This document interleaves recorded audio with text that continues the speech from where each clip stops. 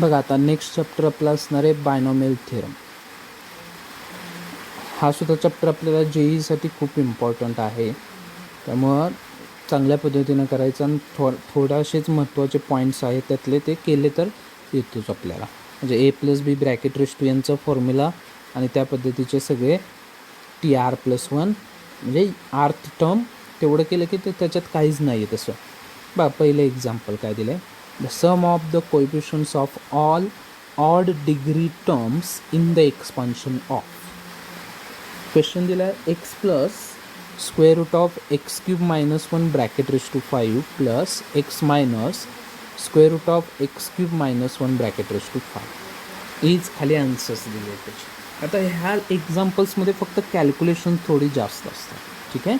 आता ह्याच्यासाठी आपण A+B ब्रॅकेट रेस टू 5चा फॉर्म्युला लिहूया, ठीक आहे.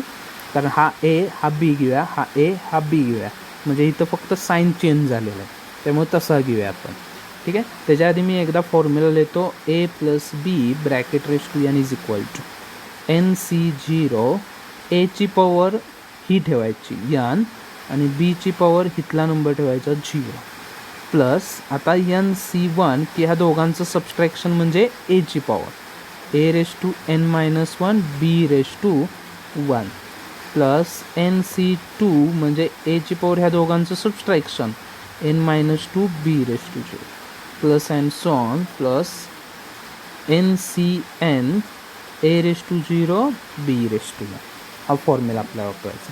मग आता आपण कन्सिडर करूया गिवन टर्मसाठी A+B bracket raise to 5 plus A-B bracket raise to 5 is equal to. बघा आता A+B ब्रॅकेट रेस टू 5 काय येणार, तर डायरेक्ट इथं आता तयार करूया 5C0 किंवा मी ते न वापरता डायरेक्ट आता मला माहिती आहे म्हणून आपण किंवा तिथं डायरेक्ट कन्सिडर करूया A⁻5 plus 5 times A⁻4 × B⁻1 plus 10 times A⁻3 B⁻2 plus 10 times A² plus 5 × AB⁻4 plus B⁻5. हा झाला पहिल्याचा.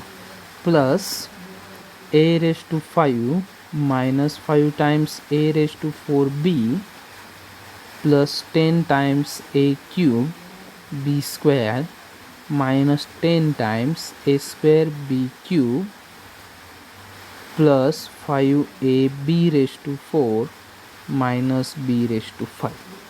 आता हे प्लस मायनसच्या टर्म्समध्ये ते कॅन्सलच होणार, बरोबर.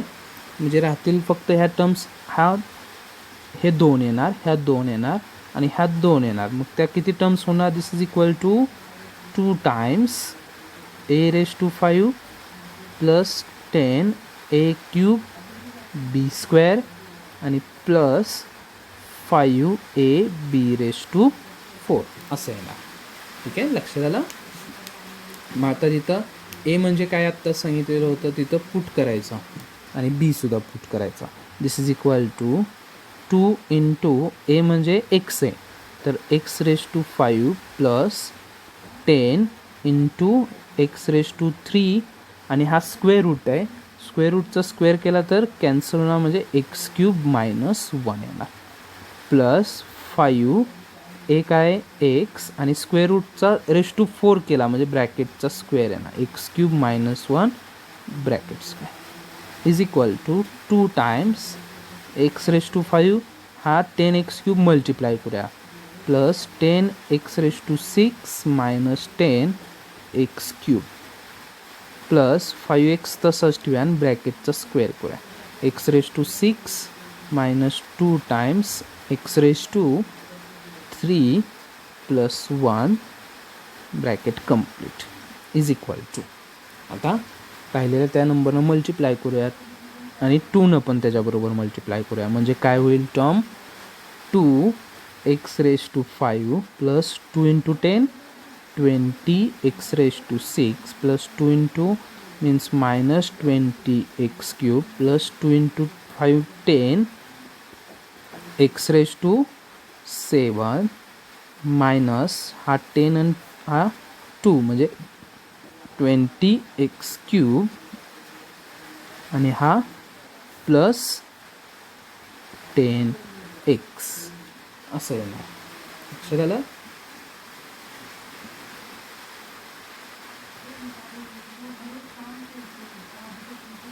आणि मग आता बघा याच्यामध्ये आपल्याला काय करायचं, इथं 10x⁴ येतो. मग आता ह्याच्यात काय विचारलं आहे क्वेश्चन नीट वाचा. आपल्याला कशाचे पाहिजेत, फक्त odd degree terms.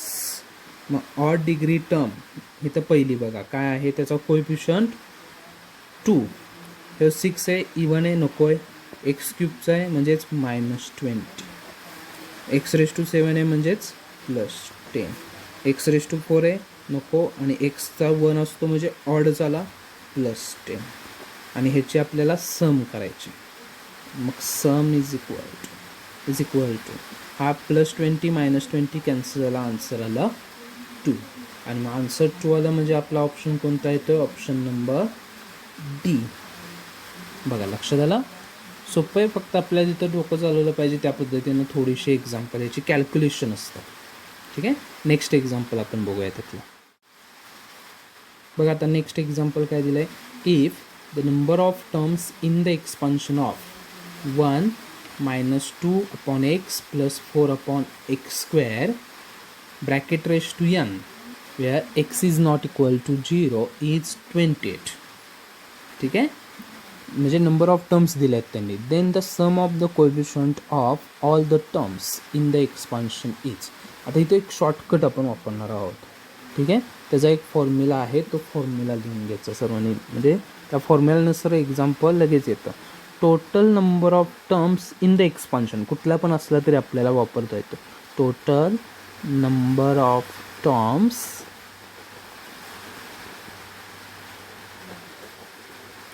In the expansion.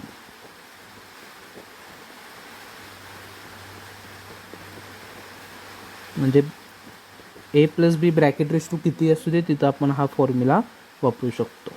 n+2 c2 म्हणजे कॉम्बिनेशन. ठीक आहे, आता n ची व्हॅल्यू माहीत नाही, तसंच आपण काय करूया, सिम्प्लिफिकेशन करूया त्याचं. मग NCRचा फॉर्म्युला इकडे लिहितो. NCR is equal to n factorial divided by r factorial into n - r factorial. तो फॉर्म्युला आपण इथं यूज करूया.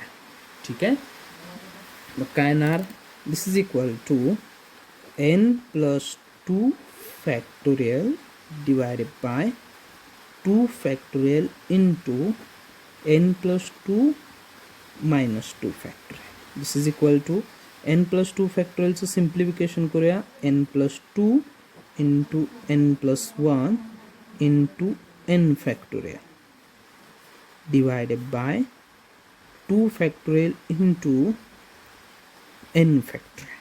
ठीक आहे, मग आता काय झालं सिम्प्लिफिकेशनमध्ये, n फॅक्टोरियल कॅन्सल झालं. म्हणजे राहिलं काय, this is equal to n+2 into n+1 divided by 2. ठीक आहे, आता डिवायडेड बाय 2 झाल्यानंतर ना जरा बघितलं एक्झाम्पलमध्ये तर काय दिलं आपल्याला, त्या टोटल नंबर ऑफ टर्म्स दिले आहेत 28. म्हणजे आपल्याला एक रिलेशन मिळालं. Therefore n+2 into n+1 divided by 2 is equal to 28. Therefore ह्याचं मल्टिप्लिकेशन करूया किंवा डायरेक्ट एक सिम्प्लिफिकेशन मेथड सांगतो इथं सुद्धा. n+1 is equal to 2 into 28 56. आता जर हे बघितले तर दोन सलग संख्येत, दोन कॉन्ज्युगेटिव्ह नंबर्स आहे, म्हणून ह्याचं पण नंबर तसंच करायचं. n+2 into n+1 is equal to 8 into 7. 8 into 7 किती येतात, 56. आले का दोन कॉन्ज्युगेटिव्ह नंबर्स. मग आता ह्या दोन कॉन्ज्युगेटिव्ह नंबर्समध्ये जो मोठा आहे तो मोठ्यालाच इक्वेट करायचा. म्हणजे आपल्याला काय मिळेल, n+2 इज इक्वल टू 8. म्हणजेच n इज इक्वल टू 6. शॉर्टकटनं काढलं, नाहीतर आपल्याला क्वाड्रेटिक इक्वेशन सॉल्व करायला लागलं असतं, त्याला वेळ गेला असता. लक्षात आलं? मग कायला n इज इक्वल टू 6. मग काय लिहायचं, therefore sum of coefficients is equal to, आता बघा दिलेल्या एक्झाम्पलमध्ये 1 तसाच आहे राहिला, मायनस इथला याचा कोएफिशियंट -2 बरोबर, आणि नेक्स्टचा कोएफिशियंट किती आहे +4 ब्रॅकेट रेस टू n किती काढला आपण 6 काढला, मग तो bracket raise to 6 is equal to 1 - 2 -1 +4 3 raise to 6 3 raise to 6 करा, त्याचा आन्सर काय आता 729.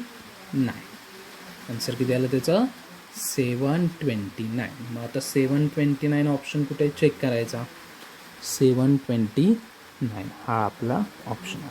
हे लक्षात आलं का बघा, लास्ट काय करायचं, फक्त सम ऑफ द कोएफिशियंट्स विचारले म्हणून ते कोएफिशियंट्स घेतले, त्यातले ते किती आहेत 1 -2 +4 आणि ब्रॅकेट रेस टू जो नंबर आहे तो डायरेक्ट लिहायचा, शॉर्टकट आहे हा.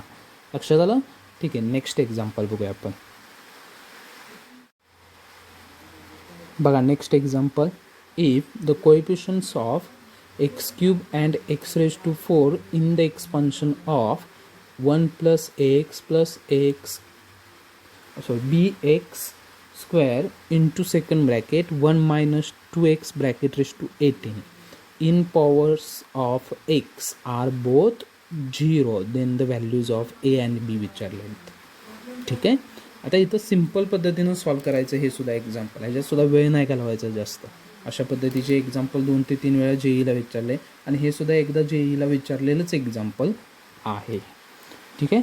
दिलेला काय आपल्याला term 1 + ax + bx² into 1 - 2x bracket raise to 18 असं दिलीत.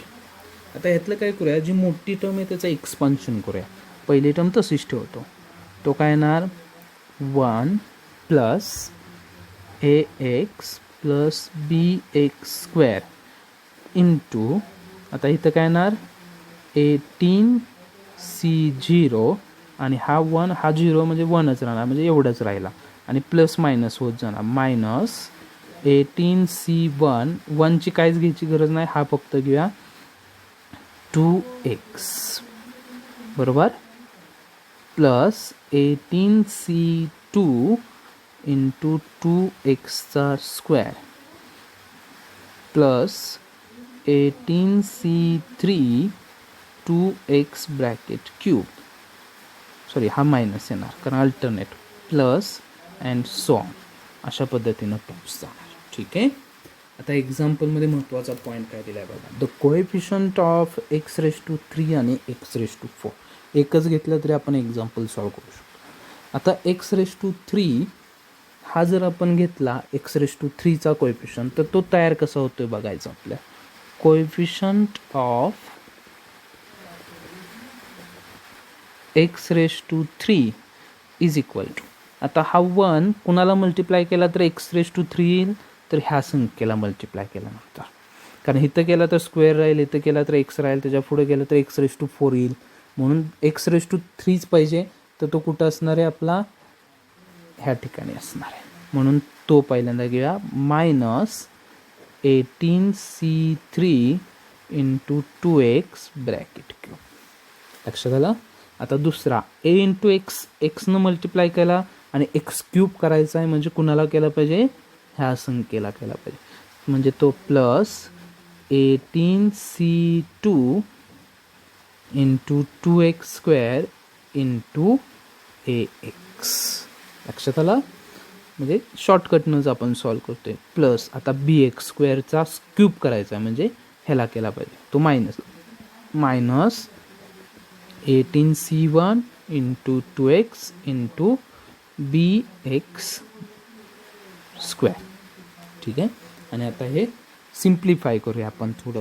दिस इज इक्वल टू मायनस, ह्याचं कॅल्क्युलेशन करूया 18 डिवायडेड बाय 3 इंटू 18 - 3 डायरेक्टली तो 15 इंटू 2चा क्यूब 8 आणि हा x³ आला, प्लस 18 डिवायडेड बाय 2 इंटू 16 हा 2 रेस टू तो टू 4 होणार, एक्स स्क्वेअर इंटू एक्स ए एक्स क्यूब आणि minus 18 factorial divided bye 1 factorial into 17 factorial हा 2b एक्स क्यूब येणार.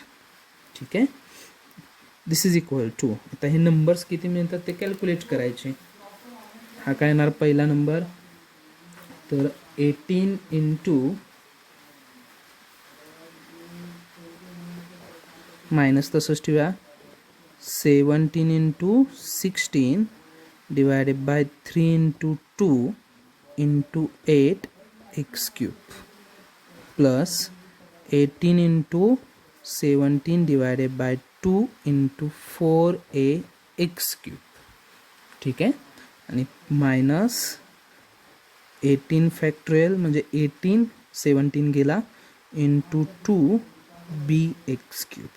आणि आता हे कॅल्क्युलेशन केलं 3 इंटू 2 हा ह्याच्याबरोबर जाणार, इथं मल्टिप्लाय केलं तर ह्याचं आन्सर येणार जवळपास -6528 इंटू एक्स क्यूब. हा ह्याचा आन्सर येणार प्लस 612 a एक्स क्यूब आणि ह्याचा आन्सर येणार -36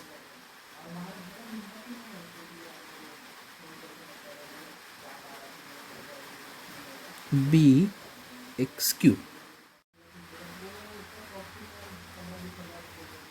बघा आता काय दिलेलं आहे, the coefficient of x cube is equal to 0, म्हणजे आपण इथं डायरेक्ट 0 लिहूया. म्हणजेच काय मिळेल मग, दिस इम्प्लाइज, हा मायनस इकडं आणूया, 6528 is equal to 612a minus 36b. तर हे ना 12 डिव्हिजन होईल, 12 डिव्हिजन केली की हा आला जवळपास 51a minus 3b is equal to 544. आणि मग आता बाय ऑप्शन चेक करायचं, तर सोडत बसायचं नाही. तर मग आता जर आपण ह्यातले बघितलं तर 14 16 ह्या दोन्हीपैकी एक म्हणजे 16 बघितलं तर हा 3 3 कॅन्सल होईल, म्हणजे हा बी ऑप्शन येतोय. बघा बघा काय केलं, 51 into 16 minus 3 into 272 divided by 3 is equal to 51 into 16 जवळपास येणार 816 मायनस 272 आणि ह्याचा आन्सर येतं आहे 544. म्हणजे आपण ऑप्शननं सुद्धा चेक करू शकतो आणि ह्याचा आन्सर काय येतं आहे मग बी. लक्षात आलं? ठीक आहे, नेक्स्ट एक्झाम्पल बघूया. बघा next example, in the binomial expansion of a plus b bracket raise to n आणि n is greater than or equal to 5 दिला. The sum of 5th and 6th term is 0, म्हणजे 5व्या आणि 6व्या टर्मची सम काय दिली, 0 दिली. तर आपल्याला a डिवायडेड बाय बीचा आन्सर काढायचा आहे. ठीक आहे, मग आता याच्यासाठी TR+1चं फॉर्म्युला लिहितो मी. TR+1 इज इक्वल टू काय येणार, NCR a⁻n−r आणि b⁻r. आपल्याला दिलेली टर्म आहे a minus b bracket raise to n. मग आता 5th term is equal to काय ना T4+1 म्हणजे T5 तयार झाला पाहिजे. तर त्याचा फॉर्म्युला तयार करूया. n दिलेला नाही आहे म्हणून तसंच लिहिला पाहिजे, n c. आता r किती दिला इथं 4 a⁻n−4 इंटू b⁻4.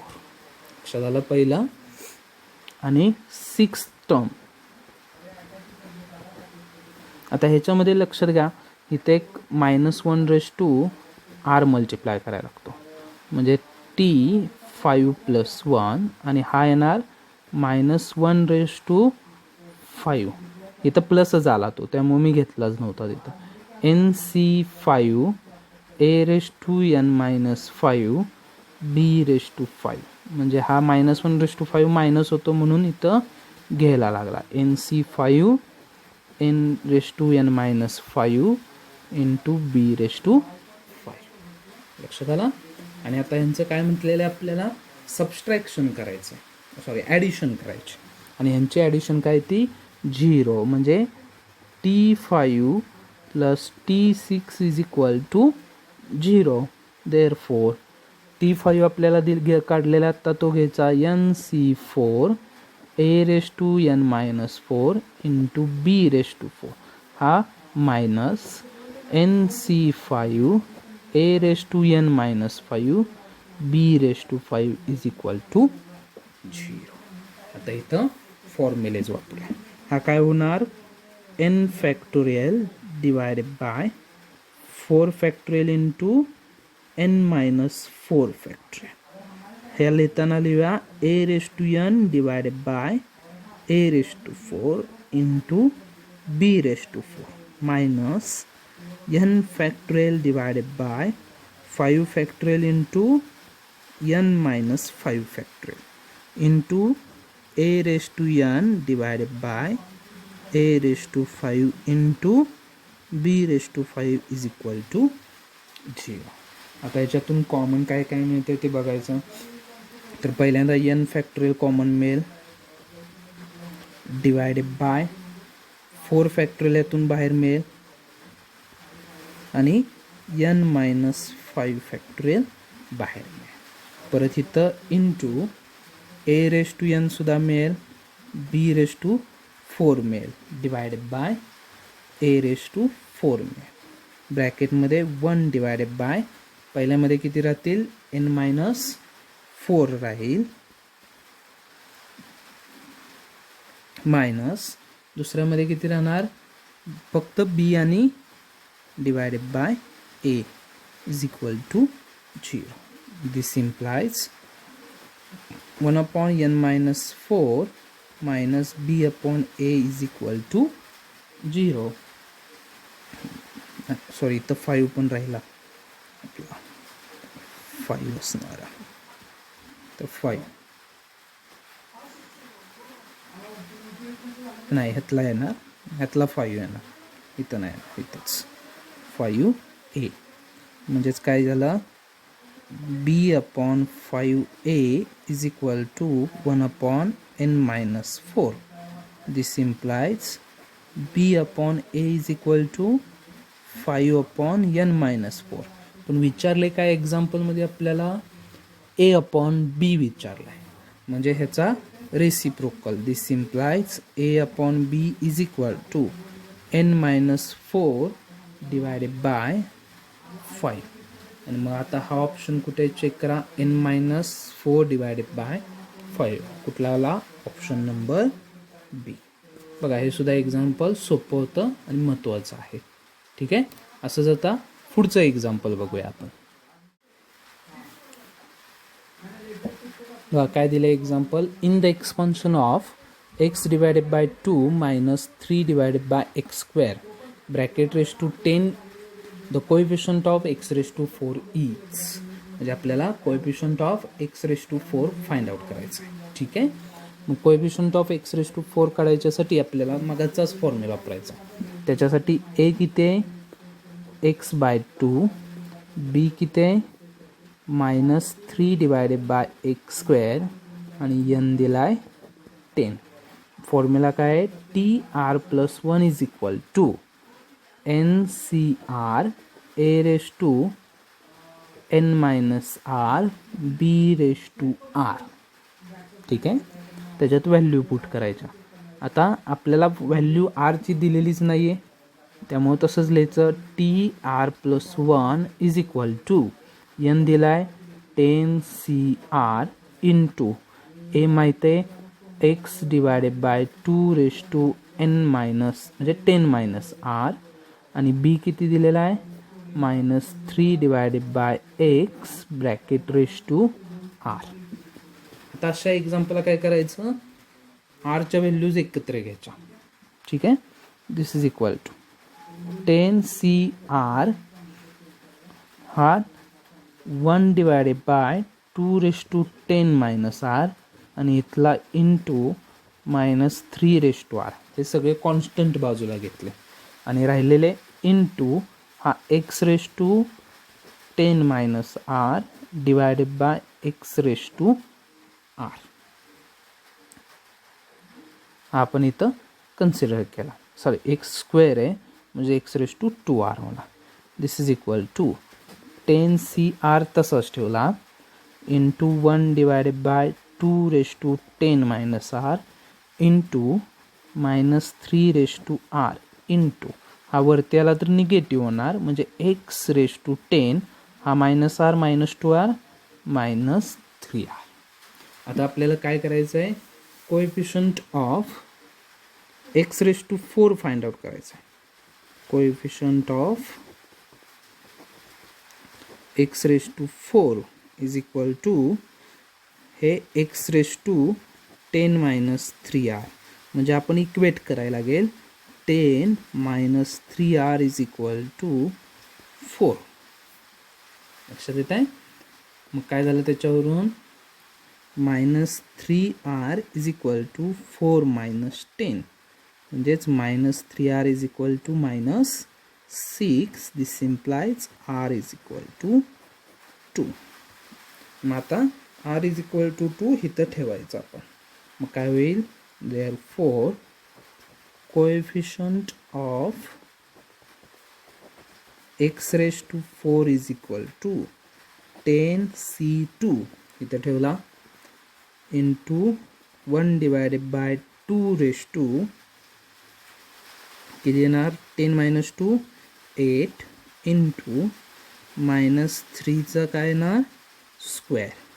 10c2 किती कॅल्क्युलेट करायचा 10 factorial divide by 2 factorial into 8 factorial into 1/2 raise to 8 येतो 256 आणि 3चा स्क्वेअर येणार 9. दिस इज इक्वल टू हा 10 इंटू 9 इंटू हा 9 डिवायडेड बाय 2 इंटू 256 आणि आता हे सिम्प्लिफाय करा. हे 810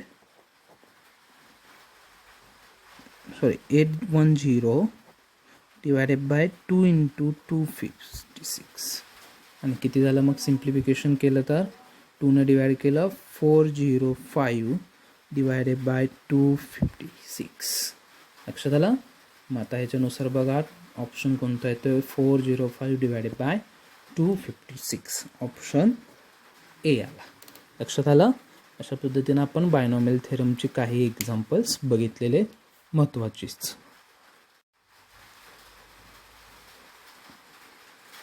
सर्वच्या सर्व महत्त्वाची एक्झाम्पल होती जी जेईलाच विचारलेली होती तीच एक्झाम्पल आपण घेतलेली आहेत त्यामुळे महत्त्वाचे आहेत. नीट बघून घ्या सर्व एक्झाम्पल. ठीक आहे.